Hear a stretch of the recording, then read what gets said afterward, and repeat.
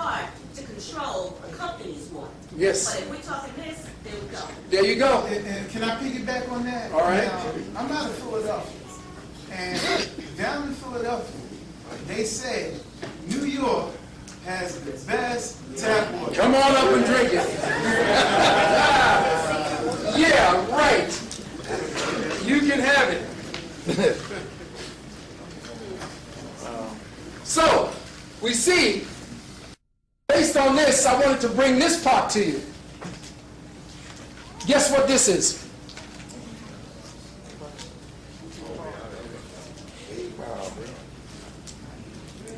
Brothers and sisters, that is a man. What? What? He's a predator? Yes. This is your new soldier. Make you want to run and join up now. This is the stuff that Preston Nichols and them were talking about. This is the stealth soldier. You can see him here. You talking like Arnold Schwarzenegger's movie and whatnot? Predator. Predator, yeah. What it is that they can actually disturb the immediate environment around them and then reflect the surrounding areas so that you cannot see them. What you're actually looking at is the grass reflecting off of the type of suit he has. In fact, this was created by the Japanese to turn invisible. Oh, well, okay, martial arts. No, not martial arts. It was actually an actual technology that the Japanese created. This guy put on a suit. He was walking down the street. He looked like he was just a head walking down the street. Yes. In the movie The Predator, they showed it. Yes. That's the alien. Yeah. But you're not talking He about... switches it off. The deflection stops. The reflection stops, and you see it. It reflects the surroundings. Yes. And that's exactly the new technologies that they But have. you're not talking about the ninja where you escape light, space and time, individual. No. You're using light and bending it. The Okay, waves. okay. Once you bend the waves, remember the eyes, you can trick the eyes anytime. The hand is quicker than the eye. Right. So it means you can trick the eye. All you have to do is shift. See, the eye works on Reflection, spectrum. I said, yes. Once you mess with the spectrum, you mess with the ability to see. And this is exactly what they've been able to do. So get used to it. So make sure you live around a lot of concrete. I'm like a jungle. Oh, man. Ladies and gentlemen, we're back to this point here. Here we go. We said that we were going to speak a little bit on this situation Calendar, yeah. in the calendar. Yeah. Now, yet another attack vector being used in this covert meta-dimensional conflict, one that has inflicted collateral damage through its utilization of frequency weapons against the medium or environment taken by evolutionary consciousness supporting first-order human beings like us, is the method of covert attack that has resulted in the mass exterminations of the wild honeybees. For us to understand the subtle metaphysics being used in this phase of the war, we must first come to understand the occult significance of the bee itself as a race of consciousness relative to the light codes and the part they have played for humanity's resurrection and redemption in this third density programming from the very beginning.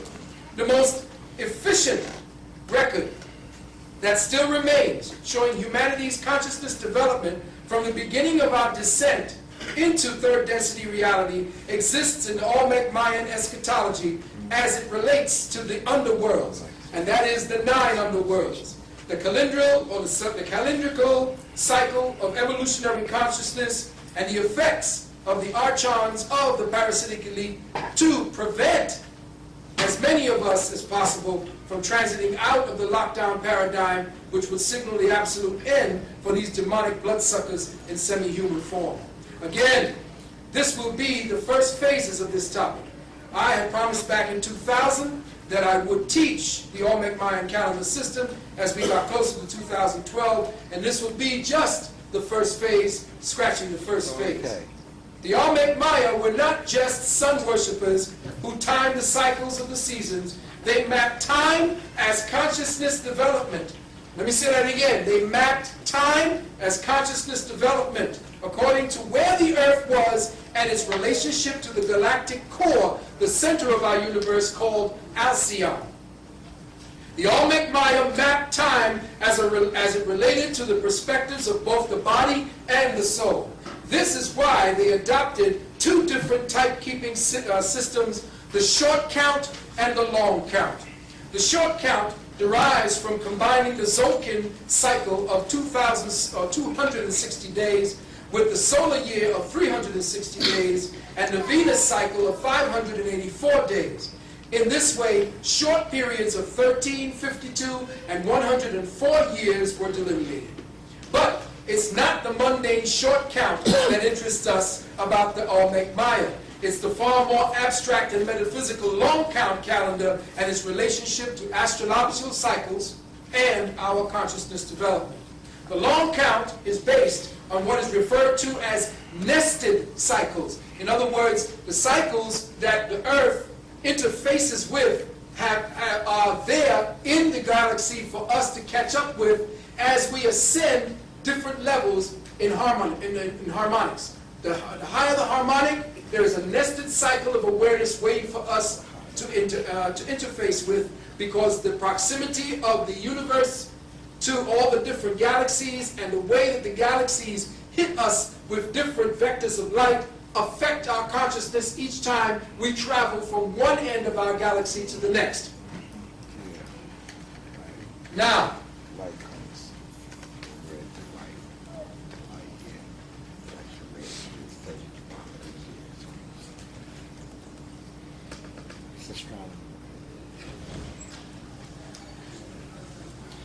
the abstract long count calendar is related to astronomical cycles and is based on the so-called nested cycle of days, multiplied at each level by one of the key occult numbers of the Olmec Maya.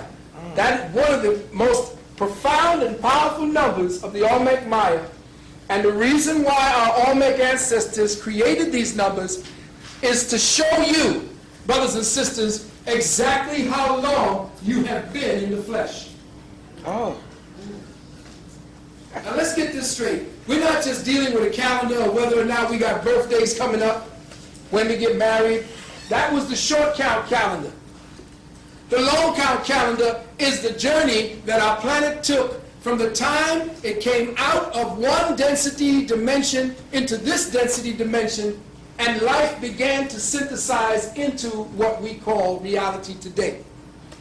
The Olmec go back in time. You go back in time. They tell you how old your people are.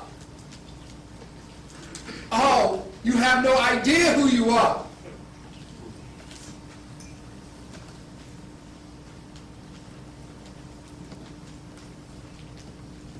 This thing doesn't click. That's on this. Oh, I went back the other way. Sorry. Stay trained.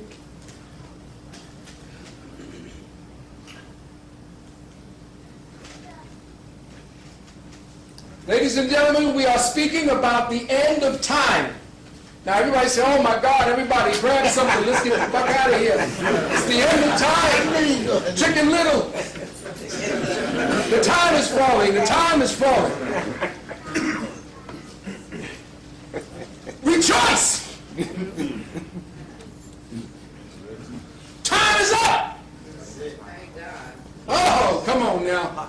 Let's hear it for time dying out and a new time coming in. Time is dead. Come on, let's say it. Time is dead. Your higher consciousness will kill this time. All right. Let me say that again. Yes. Your higher consciousness is going to murder this time. That's our time. Put it out of its misery. Yeah, this shit is gone past that. Time to go out of this. I mean, come on. You all are walking around here as gods and you're worried about a job. Oh my God. Y'all worried about the man kicking you out because you ain't got a home. Y'all worried about being bums. Y'all worried about walking around homeless. Y'all worried about not having nothing to eat, nothing to feed your children with. Y'all worried about the physical body. And because you're doing that, no other solutions are coming up for you. Let me say that again. You keep worrying about what your body needs. and you keep worrying about when you're going to fill that little pocket you created,